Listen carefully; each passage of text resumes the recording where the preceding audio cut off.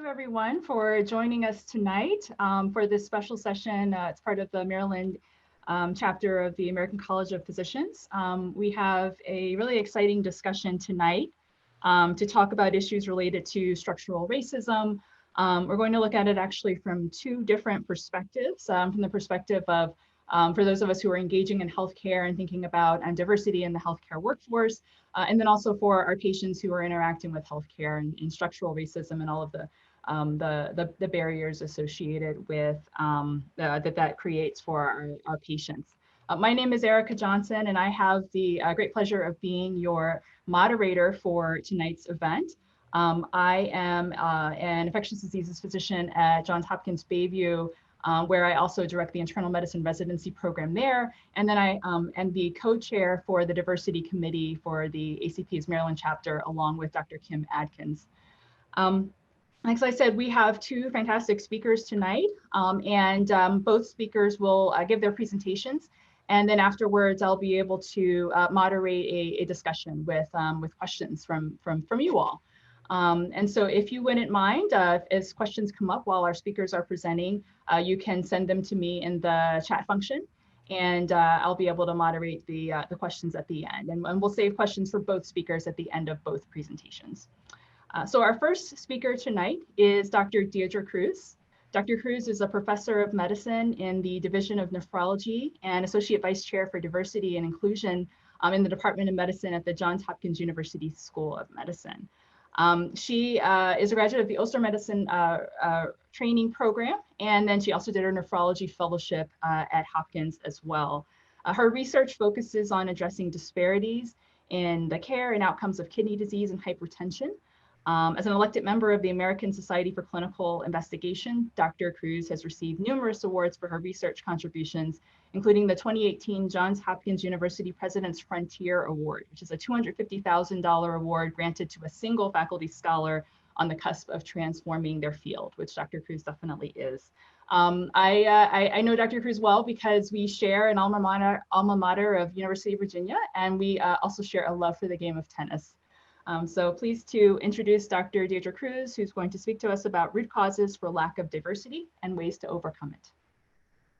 Thank you so much, Dr. Johnson, for that kind introduction. It was hard not to say go Who's, but I will just go ahead and say it now. So when you were presenting, so I'm really pleased to be with you all tonight, and really looking forward to this discussion. I'm gonna play as a little bit of kind of an intro to a few topics that Dr. Callahan is going to build on a bit in his remarks as well, and I look forward to at the end us being able to talk more broadly about these issues. And so I'm going to speak about I'm going to focus mostly on workforce diversity in these remarks about root causes for lack of diversity and ways to overcome them. So I have no disclosures relevant to our time together tonight. And when I thought about an objective for our time together, I really have had just one objective, I think, in this time that we're living through. And with respect to diversity in medicine, I think my overall objective is to try to seize upon this moment in history that we're all living through to highlight the lack of diversity in medicine and in healthcare leaders in particular. And to name structural inequities and specifically structural racism as a root cause for this lack of diversity. And then finally, what I hope to be able to do is to try to galvanize our medical community towards meaningful change that will lead to a more diverse and inclusive workforce. And so, of course, we have all been living through what many have referred to as dual pandemics, with both the COVID-19 pandemic as well as these recent high-profile acts of racism that have really rocked the consciousness of many and have led to an increased and in some cases new sort of focus on social justice and awareness of social injustices. And that includes what we've seen when we think about who has been most affected by COVID-19, including communities of color, and also when we have witnessed through video recordings of these violent murders of unarmed Black and brown individuals, in many cases at the hands of law enforcement. And so this has really led to, I think in many settings, us thinking about what we're doing in our own kind of institutions, our own sort of settings to address social injustices.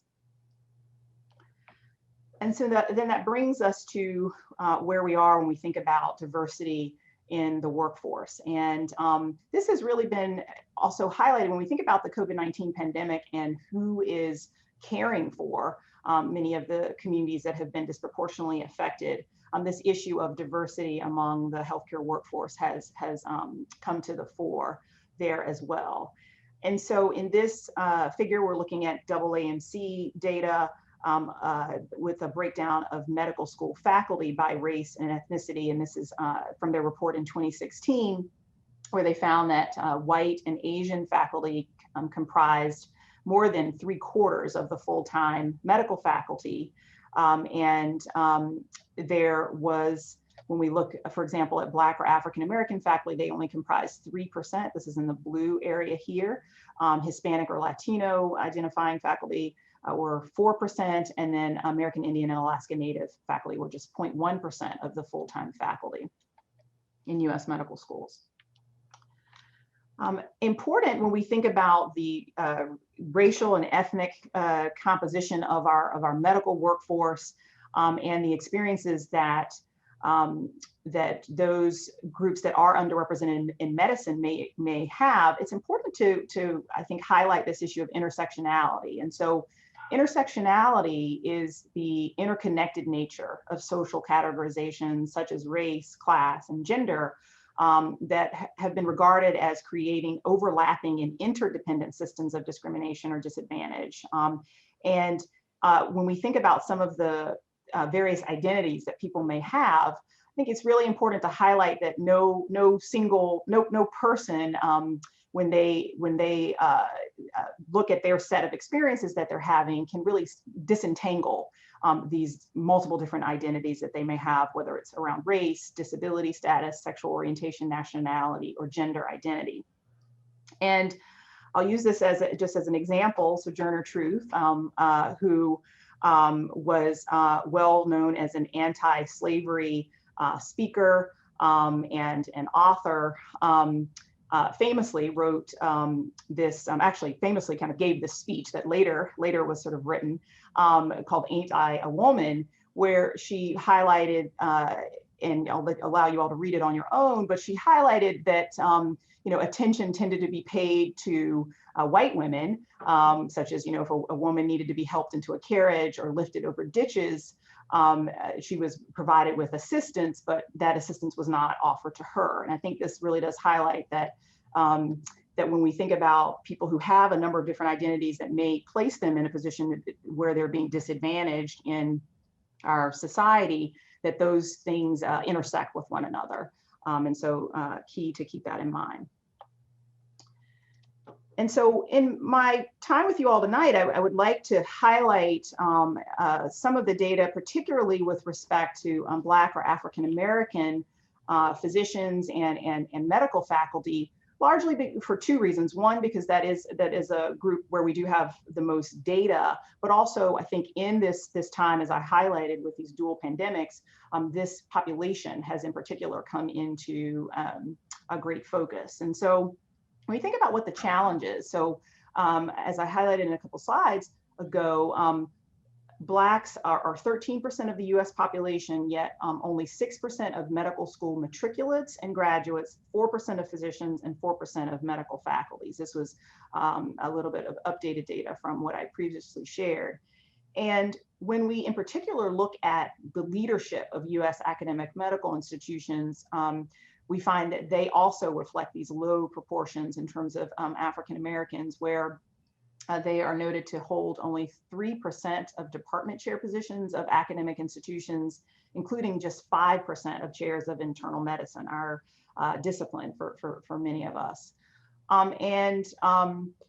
when we look at even at the divisional level, so for those of us that are subspecialist of fields of internal medicine, few divisional leadership positions are held by African Americans. In some data that we were able to pull in my discipline of nephrology, only around 3% of nephrology division chiefs were noted to be Black or African American.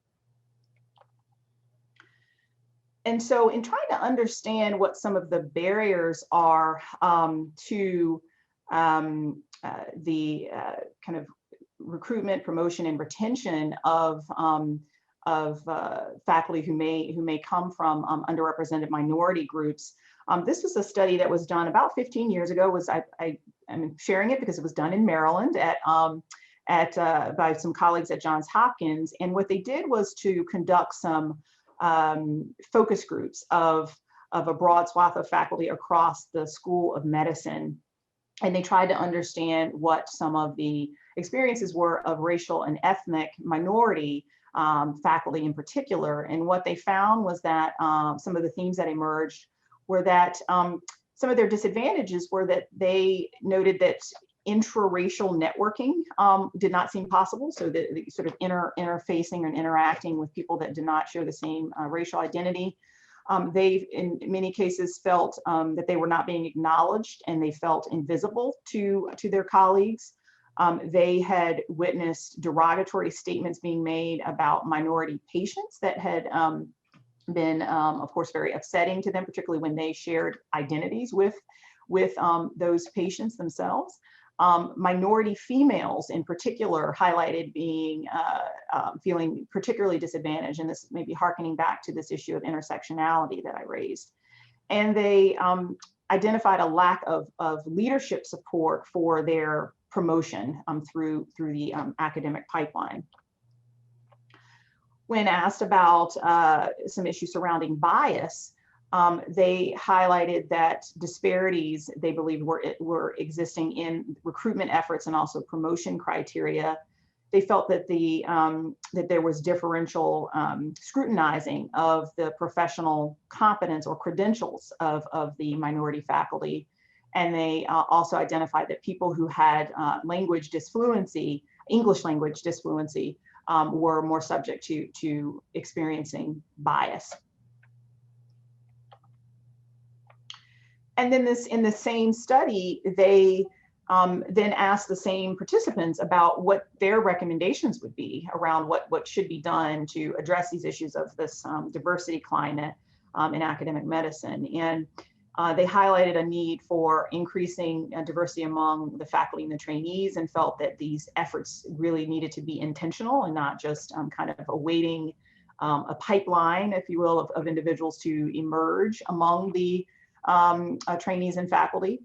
They identified that increased self-awareness of attitudes was important, so including implicit bias. This study was from 15 years ago, and of course this was before so many institutions had instituted this type of effort. And then they identified that leadership should be making, members of leadership in academic medicine should be making diversity a priority, including holding unit leaders accountable for efforts around diversity and inclusion, and also having zero tolerance for hostility and microaggressions that can be disproportionately, in many cases, experienced by racial and ethnic minority faculty. And then finally, they also identified a need for an increase in diversity among leaders in academic medicine in this case. And so, as I mentioned, I'd like to focus some of our attention on this issue of leadership and highlight some of the challenges. So when we think about Black or African American leaders in academic medical centers, what many have reported are feelings of isolation when they may be the only, for example, person of color who is in a leadership position at their institution, and that can be very isolating. Many report feeling disrespected and experiencing both overt and covert bias.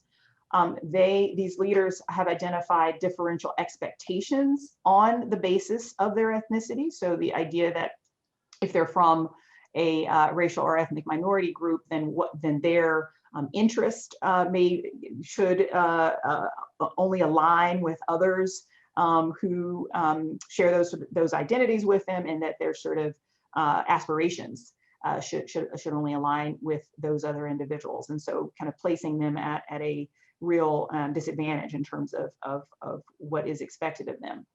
And then a feeling of devaluing of research that these leaders may want to conduct that is regarding community health and healthcare disparities. This is a recurring theme in the literature around for people who are seeking to spend the majority or just a substantial portion of their career conducting research addressing healthcare disparities, that type of work is not given the same merit as work, for example, in the basic sciences or in other clinical types of research. And so they also noted, these leaders noted that they had the added responsibility in many cases of leading diversity efforts around workforce diversity, for example, for which they received little or no credit toward advancement. In most institutions around the country, these types of efforts are not, do not provide credit, for example, for promotion. And this was something that was raised in this study. And so these bias-based experiences can certainly impede the ability for these leaders to achieve excellence according to what would be considered standard leadership expectations. And some of these Black or African American leaders highlighted that they actually fear that if they articulate their concerns, that this might actually limit their advancement or even lead to their termination from the positions that they hold. And so Dr. Ziegelstein and I, who I know many of you know, authored this piece about a year ago now, where we highlighted a term that Dr. Ziegelstein coined, the majority subsidy, which is sort of a turn on the head of the idea of the minority tax. And so in my previous couple of slides, I mentioned this extra weight of conducting and leading, in many cases, efforts around promoting workforce diversity that is racial and ethnic minority faculty are often taxed with without necessarily receiving credit for that in an academic credit sort of way. And so what we highlighted was that by assigning these types of roles and responsibilities to particular diversity champions on the basis of gender, race, ethnicity, sexual orientation, and other identities that of people that may have historically been marginalized, that this can create this counterpart of the minority tax, a majority subsidy, where it provides some individuals, often in the majority in these settings, with the time and the opportunity to actually devote to their career advancement and providing them more time than others have. And thereby it sort of feeds into this vicious cycle that can inhibit progress when it comes to diversity and inclusion.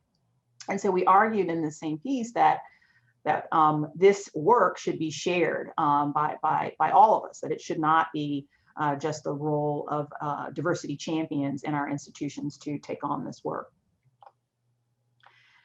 And so just to think a bit about where this issue comes from, what are the root causes of this lack of diversity, particularly among healthcare leaders. I think important to highlight these different types of racism. And as I mentioned, Dr. Callahan will certainly be talking much more about this. But when we think about individual level racism, these are experiences of differential treatment, such as discrimination, that can often be directed at stigmatized racial groups. And then in thinking about institutional or structural racism, these are societal structures and policies that reduce access of socially stigmatized groups to desirable opportunities and resources. And so when we think about our setting, sort of our in the healthcare setting, if we think about an example of the impact, potential impact of structural racism, here is one. So when we look at when candidate pools are developed for leadership positions, for example, in healthcare organizations, often those pools are exclusively developed and drawn through the use of referrals from existing physician employees and leaders, which we know those leaders are the majority of them are not racial and ethnic minorities. And this can then place, because they are being asked to refer and often are referring people that they know, this places African-American candidates, for example, at a distinct disadvantage, again, reinforcing the status quo of a lack of diversity among leaders. And so in my final slide here, I want to highlight what are things that could be done. And this is, these were summarized in an article with my nephrology colleague, Dr. Don Wesson. We highlighted that all search committees should undergo implicit bias training, and especially those that are in a position to hire leaders. That we also, I think, as a field, should focus more on intervention and not only bias recognition. There are lots of programs that have been standing up, particularly in recent months, to increase awareness of implicit biases, but without arming those same individuals once they've identified the biases that we all have, without arming them with what they can actually do to break the habits that are often tied to those biases, then we will not move the dial on addressing these issues. Many of you may be aware of an intervention that is ongoing called BRIM, which stands for Bias Reduction in Internal Medicine, that's led by Dr. Molly Carnes and her colleagues at the University of Wisconsin. And BRIM is a randomized controlled trial, actually, that's ongoing, and includes 20 departments of medicine across the country. Our Department of Medicine at Johns Hopkins is participating.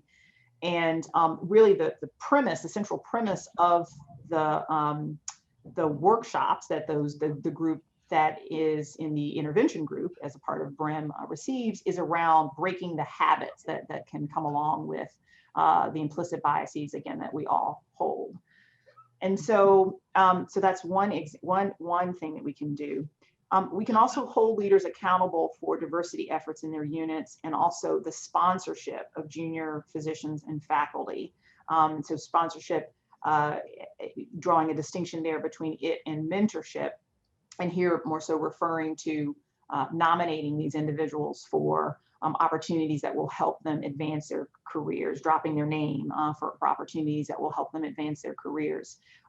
Leaders should be accountable for their efforts to actually help advance the careers, particularly of their physicians in their group and their faculty who come from underrepresented backgrounds. And then we should be offering leadership internships that are targeting groups that are underrepresented in leadership.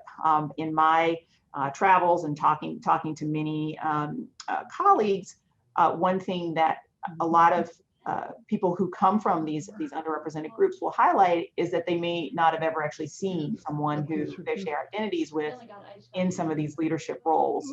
And so offering internships can help overcome some of that. If we, and then just as the last couple of points, collaborating with regional and national networks to promote professional success. There's no reason for each institution, each health system to feel that they have to reinvent the wheel around supporting their physicians who are from underrepresented groups in medicine. They can tap into some of these existing networks. And then finally, there's a need to develop a more robust national and international database of healthcare and research leadership diversity, so that when opportunities do arise, these groups can be, these individuals can be reached out to. And so I will end there, and I look forward to the discussion. Thank you so much for that wonderful talk, Dr. Cruz. And I know that those in the audience may have some questions for you. I ask if you just enter your questions in the chat while they're fresh in your mind, and then we'll save those questions for the end. I'll be able to go through those. But thank you very much. So next, I would like to introduce our next speaker, Dr. Chuck Callahan. Dr. Callahan is a retired Army physician executive who over 30 years served in a range of leadership positions as a pediatrician, a pediatric pulmonologist, and intensive care physician. In the last decade of his Army career, he served as Chief Medical Officer, Chief Operating Officer, and Chief Executive Officer of military facilities and health systems in the Washington, D.C. area. He has been awarded more than $2 million in research grants in asthma, telemedicine, and population health. In the fall of 2015, he transitioned to his current position at the University of Maryland Medical Center in Baltimore as Vice President of Population Health, where he supports the medical center's efforts to improve the health and well-being of people in West Baltimore, both as a practitioner and as a healthcare leader. Dr. Callahan will be presenting on This is Baltimore, the impact of historical structural racism on health. Thank you. Thank you. Thanks very much. What a privilege it is. And thank you, Dr. Cruz, for the privilege of being able to follow you, and Dr. Johnson for having me here today and all of the invitations. Is my screen visible? I'm a digital immigrant, so it's always a guesswork. Yes, you're good. I make sure I get it right. Thank you very much. It is a privilege, and I will move very quickly through a lot of material. I always tell the fellows and the residents, never start a lecture with an apology, but I'm going to do it anyway. And the apology is that I am a student of this subject, and I'll explain why as we get into it a little bit. And I think it's okay for all of us to admit that we are learning, and I expect, I live in West Baltimore, that I will be a student of this through whatever is left of my career and my life. But that's the apology to begin with. So if people are uncomfortable or they feel like they don't understand, I think that's perfectly legitimate. The other part of my apology is it's not impossible for me to get something wrong or say something wrong, and I welcome all feedback on this very much. We study Baltimore. We look at Baltimore. We live and work in Baltimore, those of us that are here in the city, because we want to be able to connect with our patients. We want to understand them in context. But another reason that we pay attention to it has to do with the fact that we, let me see if I can get this. Yes, there we go. That when we speak, people listen. Here's a whole bunch of data about different healthcare professionals. And so when somebody says something at a tailgate party or a cocktail party back in the day, when we used to do those things, or if we ever do them again, about a group of people, the phrase "those people," the idea that someone didn't come to their appointment, they must just not care. And it's so much more complex than that. We have the opportunity, because of the reputation we hold, to be able to speak truth into those situations. So I feel like we have an additional responsibility to really understand and be able to get our arms around this whole thing. So I spent 30 years in the military. You heard that. I went home and they told me I had to. You can't stay anymore. 30 years is the law. It's a good law. We don't want old colonels banging around. But that meant that my population of patients, all of them, had a job, an education, access to free healthcare, and housing. And so that's the world I grew up in. And it was very much, it's very insular. We don't have time today, but some of the first studies that proved that the color of your skin does not affect your outcome as an infant in terms of mortality and everything else came out of the military, because when you control for those 4 variables, suddenly a lot of the things that for years we thought had to do with melanin in your skin have nothing to do with skin or eye color or anything else we attributed them to. So I retired from that. I'm a professor of pediatrics and emergency medicine at the Uniformed Services University, where I took a job that my wife knew in a week was never going to work because I wasn't doing enough. She said, "You're going to go crazy." But in the middle of that year was when Ebola broke out. And so I had the privilege of being able to volunteer, go with Partners in Health to Sierra Leone. And it was somewhere in that period of time that it dawned on all of us collectively that 40, 50, 60, 70% mortality did not have to be that high.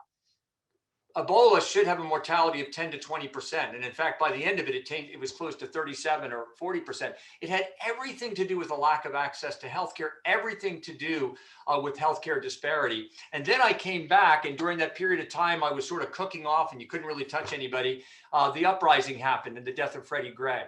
And it took me, the experience in Sierra Leone, and then this experience really grabbed my family, my wife and I, because we realized for the first time, and I'm embarrassed to admit it, that the conditions we saw in West Africa were the conditions in American inner city. And we lived near Washington at the time, and the stories in the Washington Post about what it was like in Washington. And that led in part to decisions we made to be able to move to Baltimore. And then when we made the decision, our children are all grown, we had the opportunity to sort of move into a part of the city where we might not have chosen to, but to be able to begin to understand and be able to serve really the community that we have a privilege of being a part of. It leads us to this conversation that Dr. Cruz mentioned, the idea of structural racism. And if anything comes out of my privilege of talking to you today, it is that we become comfortable with the fact that we've got to be able to talk about this. This is the normalization, the legitimization, a whole array of dynamics, historical, cultural, interinstitutional, interpersonal, and they routinely advantage whites while producing cumulative and chronic adverse outcomes for people of color. And here's a statement that I love. Peggy McIntosh wrote a paper called Unpacking the Invisible Knapsack. And she said, my skin color has been an asset for me in any move that I have ever been educated to make in my lifetime. And I would say my skin color and my gender, although we're not talking about that today, has been an asset for me. That's structural racism. I only will take it personally if I ignore it. Because once we know and once we're aware of it, then I believe that we share the responsibility, and I'll get to that a little bit later, to kind of work through that. That's the word we have to be comfortable with talking about. And I think we're getting there as a nation. And the unfortunate events that Dr. Cruz referred to, I think make us more comfortable for that. I'm embarrassed to say that the first time I walked in a demonstration or protest was this year. I am late, but I feel like slowly stirring to awakening. I'll give you a list of reading at the end that's been very helpful for me. The idea is let's step back from this a minute and recognize that we live in a country where economic self-interest, and I love the study of privatism, the influence of Western Europe, the Reformation. You can go back a long way and how it influenced the people that came to the United States who were steeped in this concept of privatism, which has its basic in economic self-interest. And according to Kendi, racist policies and racist ideas. And in the middle of that is the people who have power can drive this. And again, that's people like me. It's middle-aged white men who have essentially run this country for most of its history. And thankfully, we're moving away from that. I want to digress for a minute to something that I think is tremendously illustrative and will become part of what we talk about today. This is the dot map. If you've never seen it before, it is a dot for every person in the United States from the 2010 census, and they're color coded by race. Blue is European American or white. Green is African American or black. Red is Asian American. And the orange color you can see in some of the areas, here's Texas, that's Hispanic American, Latinx. The beauty of this thing, and I would encourage you not to Google it now because we'll lose you forever on this lecture, but it's so interesting because you can zoom into any of the cities. And here's Baltimore. So this is what Baltimore looks like. Remember, white, the blue is European American or white. The green color is African American or black. You can see the red is Asian American. This is the Hopkins campus with lots of students from other places around the world. This is the original old Chinatown in the area in the central of downtown Baltimore. Our university sits kind of right here. You can see a growing Latinx community around Patterson Park in 21205 and 21224, the zip codes. And I know them because it also is the place with the highest COVID prevalence right now. But I want you to pay special attention to two lines because we're going to come back to them repeatedly. This is Greenmont Avenue, running right up the middle of the city. It becomes York Road when it gets out of the city. That's an important one. This is Druid Hill Avenue. And this was the border of old West Baltimore, which was traditionally one of the epicenters of African-American or black culture in the United States. This is the highway to nowhere we'll talk about, and Baltimore Street kind of cuts right through here. So 100 years ago, this was old Baltimore. This was the African-American or black community. But this map serves as the groundwork for a lot of research, including the work of Lawrence Brown, who until recently was at Morgan State. Now he's moved to the University of Wisconsin. And he coined the phrase, the white owl and the black butterfly. Again, this is the same map, only here purple is black or African-American, and you can see white or European American in the middle. There's Greenmont Avenue, becomes York Road as you go up. Here's the park. And this map becomes very important to us in this concept and has become an area of interest to me as a population health doc because any healthcare condition you want to really talk about in the city of Baltimore follows this map. And it's based on the dot map, and it's based on a lot of this research. And we're going to look at a couple of them. I'm going to start first with something that a medical student pointed out to me. If you're running in Baltimore, and this is the Strava running route app, you want to follow the white L in the middle of the city. And you can see all of the major running routes that were publicized in this app sort of steered away from those areas that are Black or African American and are all up and down sort of that white L in contrast to the black butterfly. But we'll go quickly through a number of different health conditions. Here's the poverty rate, the percentage of people in poverty rate, with the deep red being close to 75%. And once again, you can see the white L and the black butterfly on either side. If we had more time, we would talk about O'Donnell Heights, which is a housing area that was built in World War II outside of the city, closer to the Sparrow Point steel plant, because no one wanted it in the city, and it's predominantly African American. As you can see, a very high poverty rate in that city. Here is affordable housing as a percentage of your income, and the red areas are those individuals that have a high percentage of more than 30% being paid. And again, you can see very sharp demarcations in the areas we talked about. Here's healthy food priority areas. Again, I call your attention to Greenmont Avenue, which almost sort of stands out. This is the top of the white L, which we'll explain a little bit historically in a minute. These are areas, we used to call them food deserts, where people do not live close enough to food to be able to get it. A third of our neighbors just west of where I am today in University of Maryland Medical Center don't have access to a vehicle. And so it really matters what you can walk to.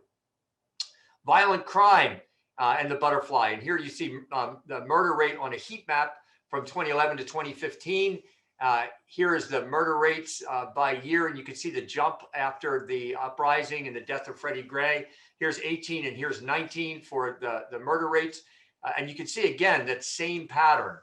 Here is vacants versus the murder rate from 2013. Green is where the homicides took place, and the red are vacants. And again, you can see a very sharp demarcation where vacant homes are. Lots we could talk about why there are vacant homes, but you just follow this pattern again. Here's asthma hospitalizations versus median household income. And you can see that the overlap here is between income and the likelihood that you're going to be hospitalized for asthma. As a peds asthma doc, which is what I did most of my academic career, we know that asthma hospitalizations are largely preventable with access to the right kinds of care and housing, obviously, that's free of pollen and so forth. And you can see the differences there.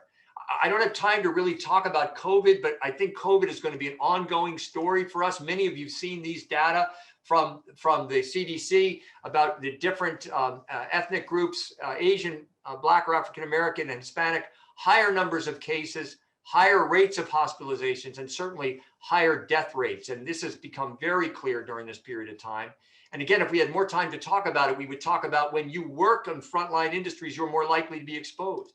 When you live in congregate settings with multiple families, it's impossible for you to prevent the spread. That means that you're more likely to become infected. You might be less likely to be tested in time to isolate because you don't have access to neighborhood testing. You may or may not be more likely to be treated. You're certainly going to be hospitalized more, and we know that you're more likely to expire. So we're going to learn a whole lot more about health disparity, part of the perfect storm that's happened this year. A couple of more: infant mortality, the difference between out my back door in West Baltimore here and the top of the white L in terms of infant mortality. This is temporary assistance for needy families. And again, you can see that very sharp demarcation in the middle of the city. Just a couple of more: unemployment, the white L and the black butterfly, the percentage of people who are unemployed in these areas. Life expectancy, and this one we're going to spend just a moment more talking about. If you get in your car up at Eddie's Supermarket, which is almost at the top of the white L, just sort of Northern Parkway, and you drive to JWK Liquors, which is just out Baltimore Street past the Biopark, West Baltimore Street. That's about an 18-minute drive. And at the top, the life expectancy is 84 years. It's 80% or so European American, 113,000 median income. And at the bottom of that drive, that 18 or 17-minute drive, the life expectancy is 67 years. It's 82% Black or African American, and the median household income is $20,000. So that means that you drive 7 miles, you take 17 minutes, and you lose 17 years off of your life expectancy, or 1 year of life lost for every minute traveling south. And that can be done in almost any American city, but that's the city where we live. 17 years of life expectancy, 17 minutes apart. It was not always that way, and we'll delve kind of quickly into the history. So you go back to 1820, and you look at Baltimore and the city that Baltimore was. There were 26,000 Blacks or African Americans living in Baltimore at the time. They represented in Maryland 1/5 of all Black or African American in the United States.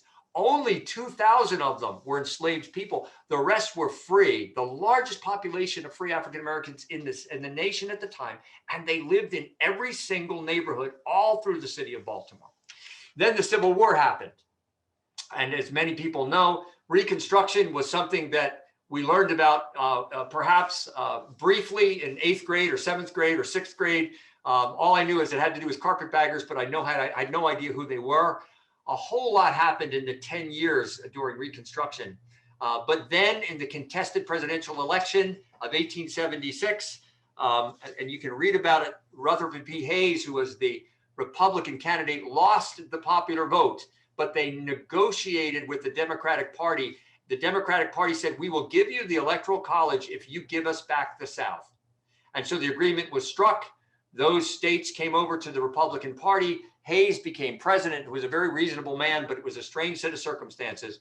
And the federal troops were withdrawn from the South. W.E.B. Du Bois said, the slave went free, stood for a brief moment in the sun, then moved again to slavery.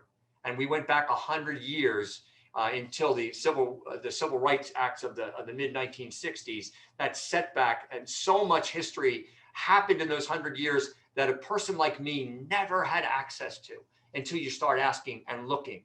Now, why does it matter to Baltimore? The reason it matters to Baltimore is because Baltimore was the southernmost northern city and the northernmost southern city. And in fact, on April 19th, 1861, it was the site of the Pratt Street riots, the very first casualties of the Civil War. As Union troops came up Pratt Street, they were met by a riot of Southern sympathizers. Shots were fired, and 4 U.S. soldiers died, and scores of civilians died in what was the first battle of the Civil War. After the Civil War, as people continued to come to Baltimore, they settled in different areas, and you can see where the Irish and the Germans, they kind of went all through the city. My ancestors became politicians, soldiers, or police officers, and they became part of the community. You can see where the Russian Jews and the Italians, where Little Italy is today. But African Americans could live one of 3 places: in the Hughes Street slum, which is right near Federal Hill now. Sharp Linden Hall neighborhood is a vestige of this, what was a slum at the time. It's not so much now. Pigtown was another area that was okay for African Americans or Blacks to live. And then Biddle Alley. And Biddle Alley was significant because that's where the domestic servants lived, who took care of the wealthy white families that lived right above Druid Hill Avenue. And all that was the way it was until 1910. And in 1910, a courageous lawyer who was one of the first graduates from what is now Morgan State, and one of the first Blacks or African Americans to graduate from Yale Law School, George McMenken, moved with his family from Preston Street to 1834 McCullough Street and rented a home there. They broke the divide along Druid Hill Avenue, and they were the subjects of violence and threats and vandalism, but he stood his ground with the belief that he should be entitled to even pay higher rent because he wanted to live in a better house with his family. So the city responded and shut the doors to any race that you were not the majority of. If you were Black, you couldn't move into a white majority neighborhood, and vice versa, clearly till 1917. The next thing that happened was the concept of restricted covenants between 1918 and 1948. The Roland Park Corporation sold these garden plots in these neighborhoods with the caveat that you agreed not to sell it to undesirable populations. And that included people of Jewish faith or descent and Blacks or African Americans, called obviously in the language at the time Negroes. And so these covenants stood for years in that neighborhood, and it represents why that top of the white L is very much until recently, sort of a bastion of European American. The third thing people know a lot about is redlining, and just a couple of things about redlining because I think it's important. It's hard for us to appreciate the depth of the Depression, when it happened. But in 1932, there were 1,000 defaults a day in the United States, and by 1933, half of all U.S. mortgages were in default. 50% of all U.S. mortgages in the United States were in default. So the National Housing Act was put in place in 1934. The Homeowners Loan Corporation was put in place. They were charged with giving government subsidized loans but not putting the banks at risk. And so the chief economist, whose name was Homer Hoyt, directed his surveyors to go to 239 cities and determine risk. And that's what they did. And this is the Baltimore map. The best places to loan and the next best places on this map were blue or green. The yellow places were considered risk, and the red places were considered hazardous and do not give a loan there. These are the exact same places where Blacks or African Americans were compelled to live because they couldn't live anywhere else. And if you can't get a loan when you come back from World War II and you can't live anywhere else, that means that you rent. And that means that you don't have the benefit of generational wealth that many of my ancestors had, who could buy a house that then appreciates and they could move sort of up in the economic chain. A couple of other things.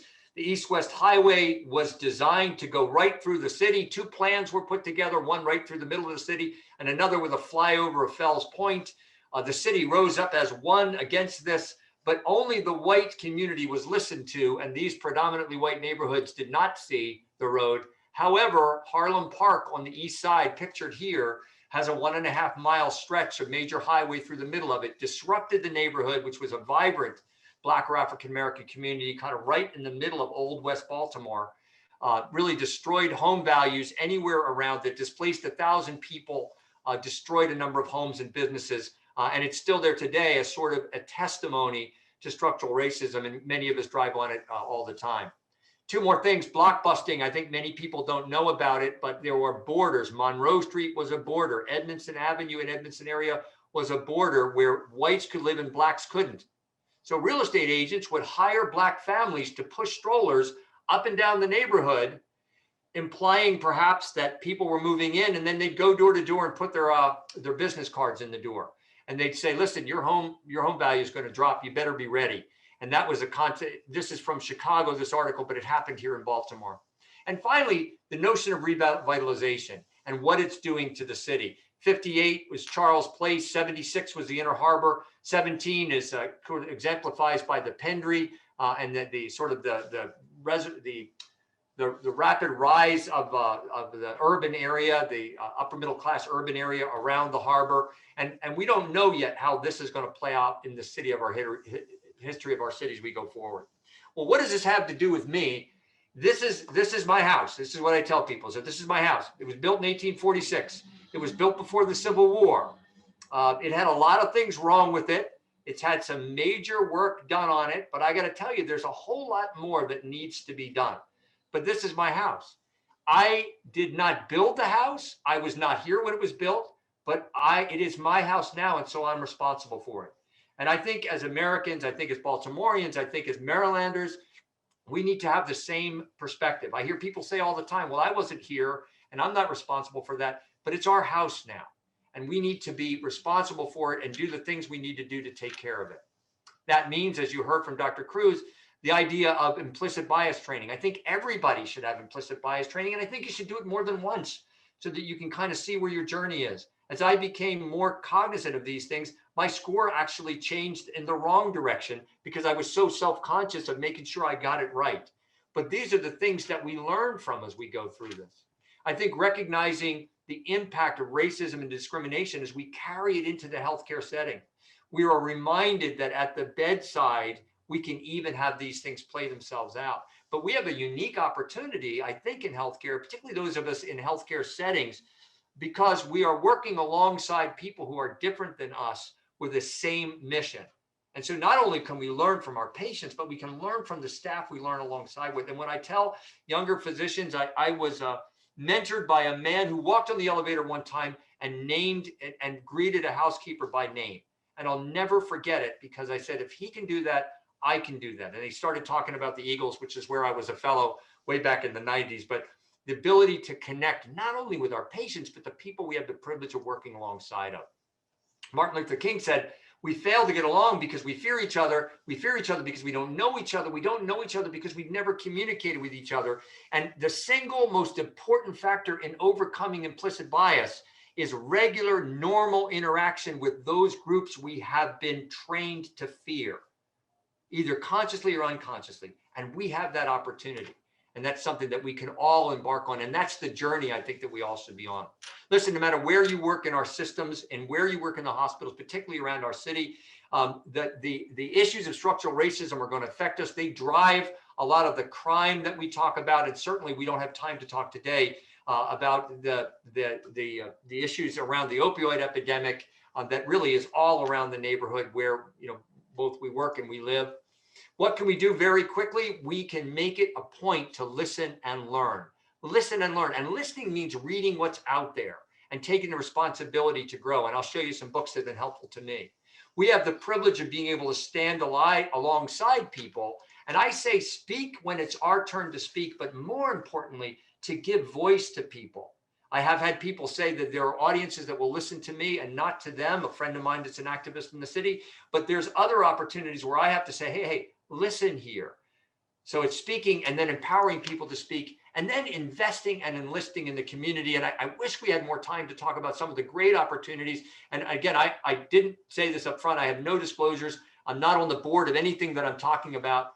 But man, if we can get people to graduate high school and get a few more years of college, here's how we could impact that. And organizations like Thread stressing the importance of education, a lower long-term morbidity, and the opportunity for us not to have to transplant their kidneys when they're 50. So what can we do to keep these kids in school very early on? And that should be part of our effort as well. This is a very old, early picture of me as a general pediatrician. This is a journal back when we used to have journals. I found it sitting there while I was waiting for rounds to begin while I was an intern. And here's a quote. I collect quotes. This was one of my earlier ones from 1984. We bear a personal responsibility to leave the state of pediatric care better than we found it. Wherever we live, and my home now is Baltimore, wherever we live, I would apply the same rule. We have a personal responsibility to leave Baltimore, the people of Baltimore, the state of Maryland, and the people of Maryland. And I would say even to our nation and our world, we have a responsibility to leave it better than we found it. And the privilege we have is we get to be a part of our patients' stories. We get to get woven into their stories, and they'll never forget us as long as they live. I had one nurse sit down with me when I was an inpatient for cancer treatment about 10 or 15 years ago, the only person in 14 days, but she took the time and became a part of my story forever.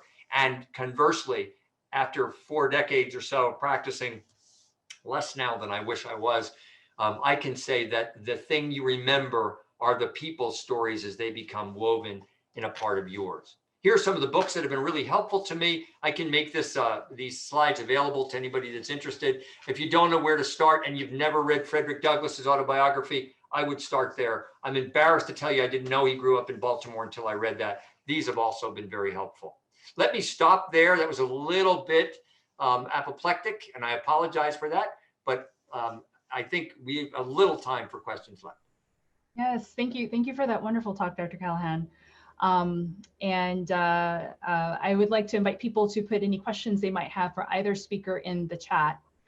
You know, Dr. Callahan, I didn't actually realize that we had met. You looked very familiar to me, and I thought there had been some overlap in our Army careers, but now I realize that you'd welcomed me into your home on the Union Square holiday cookie tour, which I didn't realize until you showed the journal of your house. Well, yeah, well. So so thank you for that. I probably had a beard then. This is the casualty of COVID.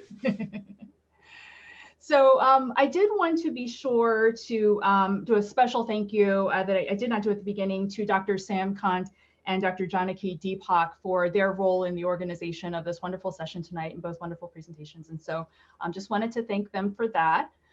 We do have our first question, which I'd like to go ahead and read. And so this question actually is related to your presentation, Dr. Cruz. And the question is about how we've talked very much about diversity inclusion issues as they pertain to academic medicine. But the question is there a sense of how these issues related to diversity and inclusion in the workforce appear in non-academic medical settings? Have other areas of medicine figured out strategies to improve representation?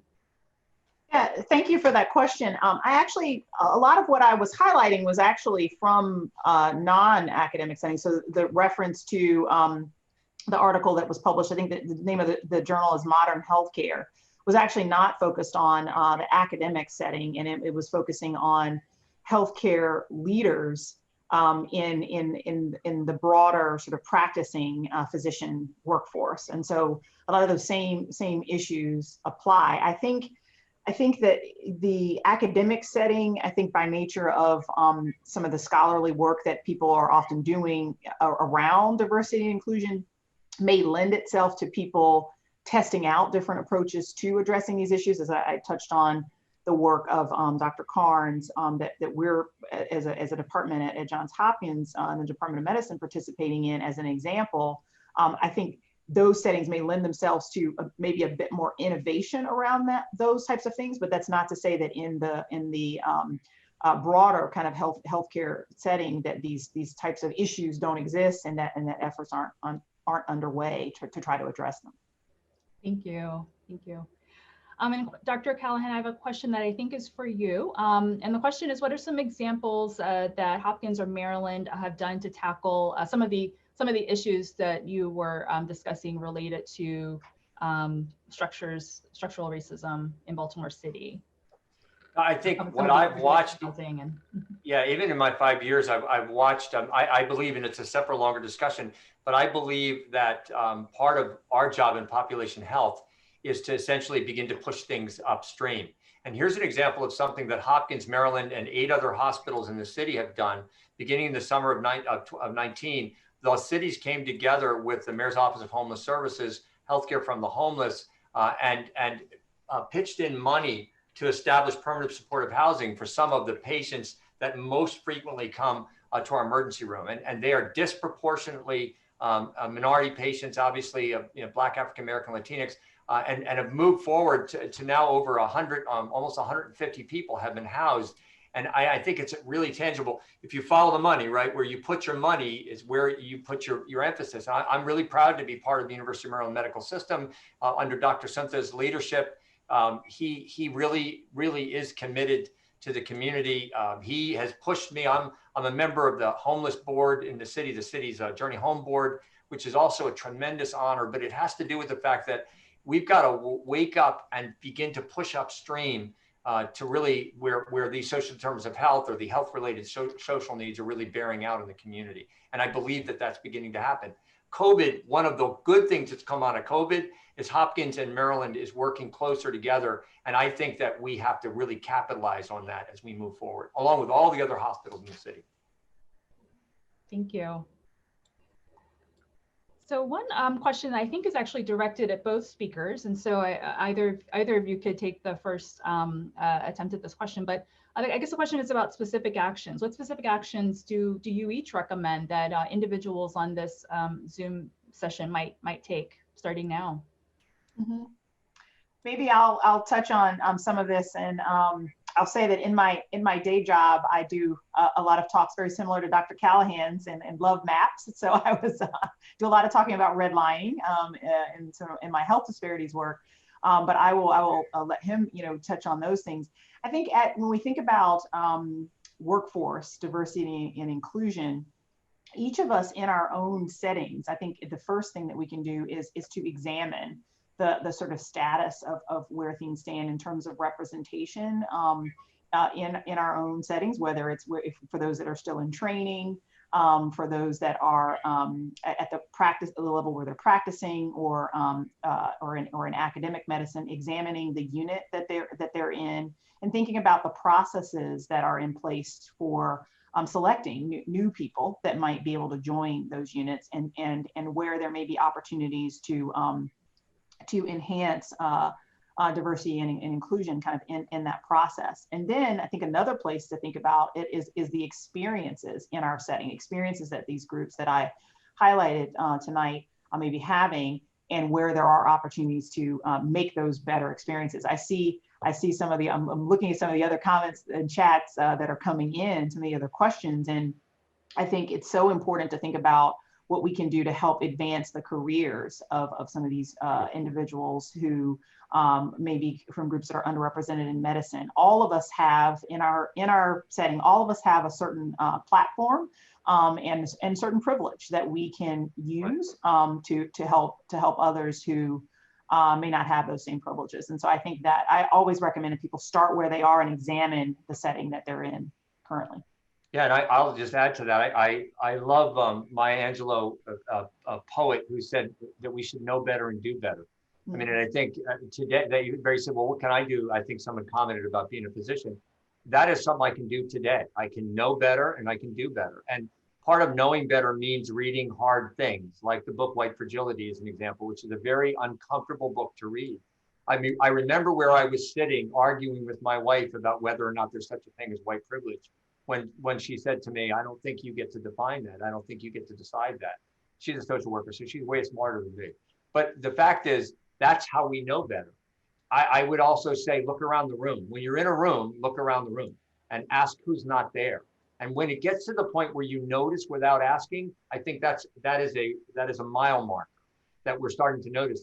There's not enough people on this. Why is this video so? And we spent 15 years in Hawaii, so I'm a little bit sensitized, obviously, where I was the minority. My family grew up that way. So there's a sensitivity, but I believe that we know better and then we do better. And it starts by reading things that might be making us uncomfortable. But that is something we can do today.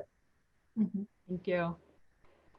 Dr. Cruz, I have another question for you. And this one is about is it helpful for faculty to divert media inquiries to colleagues who are underrepresented in medicine? And should institutional marketing communication office be encouraged to foster more diversity?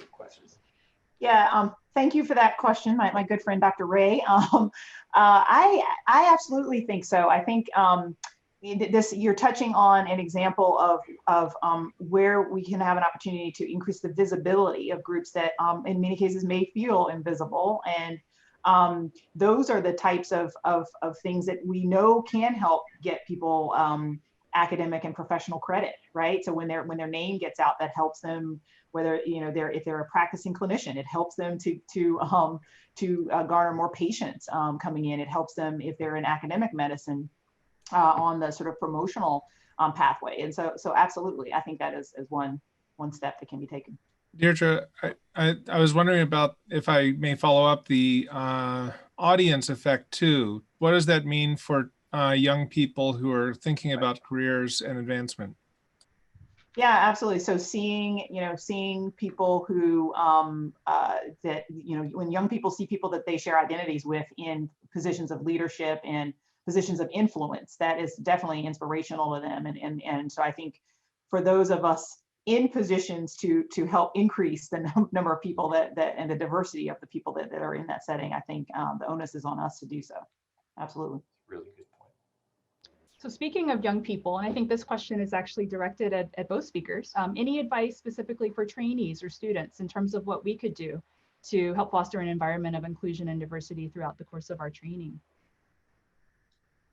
From one of our students. Yeah, I'll go first this time. I mean, I think to quote a friend, we have to all of us, we have to call a thing, and I think one of the things that students can do as we continue this journey together is the willingness to learn in what time you have available. I don't remember having a whole lot of extra time to read, when I was a student or a resident. But I would say, to take the same journey also, and really to foster the conversation, to learn the difference between discussion and dialogue. Peter Senge says that the discussion comes from the same root word as concussion and percussion, and it means I'm going to beat you until you agree with me. And the difference is dialogue is the willingness to consider the possibility that I might learn something from this. So to make that distinction and begin to kind of learn from one another is something that I think that if we do our job right and we do what Dr. Cruz said, we're going to have people alongside of us that come from very different backgrounds, and we can learn a lot from that. Yeah, and I would just add something that we've tried to focus. I don't know if there are some of those students, medical students that are on tonight, but one of the things that we try to focus in on the course that our medical students at Hopkins take in just their first few days is, and it's directed by Dr. Rachel Thornton, is really focusing on not being a bystander when we see sort of injustices that may happen. And these can be things like a patient saying something inappropriate to our colleagues, and this happens with students a lot, or another colleague, saying something discriminatory or hurtful or a microaggression, if you will, to a colleague, becoming an upstander, not just a bystander. So learning and really taking action in those settings to support our colleagues. I think that's something all of us can do. And I think for learners, it's really can be so formative, if they have that type of support while they're in their training. It really can, I think, give them much more comfort about continuing in this field, of medicine, when they feel like they're getting that sort of support from their colleagues. Absolutely, thank you. Well, one question is, do either of you have any suggestions for action that our chapter of the ACP might be able to take together?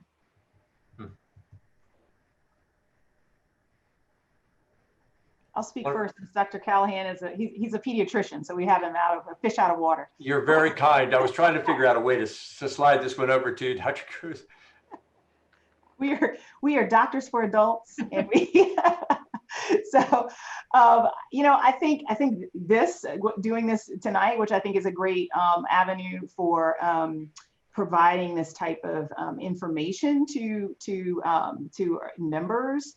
I think that there are things that the ACP, our chapter, is in a position to also recognize people who are doing work that's important around these issues, and that's another I think opportunity there that can also help people with professional advancement.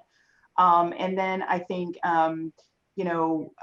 support for trainees who may come from groups underrepresented in medicine, I think would be an opportunity that an organization like ours could take. And the only thing I would add is we need to make sure that this isn't a fad. That this isn't something that sort of just dies off because everybody's tired. This is the moment, I believe, and so that's one thing I would say. Whatever the organization is, we need it not to fade. Absolutely. Well, there was one final question from earlier, and again, I think this is probably could be addressed to both of you. But I think one of the things that was particularly inspiring about some of the movement that we saw this summer was just how many new voices were sort of coming to this collective conversation about justice issues, but also that we were not just seeing that nationally, but we were seeing it globally. And so the question from earlier was asking, what does this look like sort of outside of the United States? And are other places moving further along, I guess, with their issues with addressing structural racism compared with the United States? Are we kind of moving more slowly than other places in the world? Or maybe the complexity of our problem is far worse? I'm going to take a stab at the complexity real quickly, and I think it's a separate, really interesting discussion.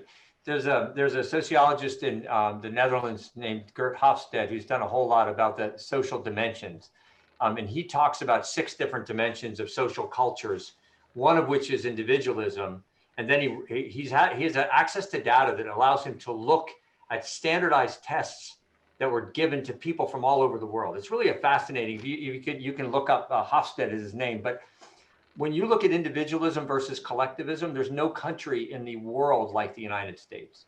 So it gets back to something I sort of hinted at, and I think a lot of time, I think that we have a unique challenge to overcome the poison in some ways of privatism that puts as primacy the fact that if I buy a house, I'm going to make money off of it. If I rent an apartment, I'm going to make these are some of the things, and it doesn't really matter from a collective standpoint. So I would argue that part of what makes us unique is that we're different than almost any other country in the world that way. And so we have our own challenges. I can't really speak firsthand to anywhere else, but I'm just especially over the last 2 or 3 months, more aware of that than I've ever been.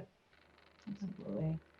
Well, thank you very much. Thank you to both of our speakers, Dr. Cruz and Dr. Callahan, for really a wonderful and thought-provoking session tonight. I think that all of us have walked away certainly thinking about these issues differently, and hopefully thinking about how we can continue to address these in our own roles in life. So I appreciate it very much on behalf of the Maryland chapter of the ACP. Thank you.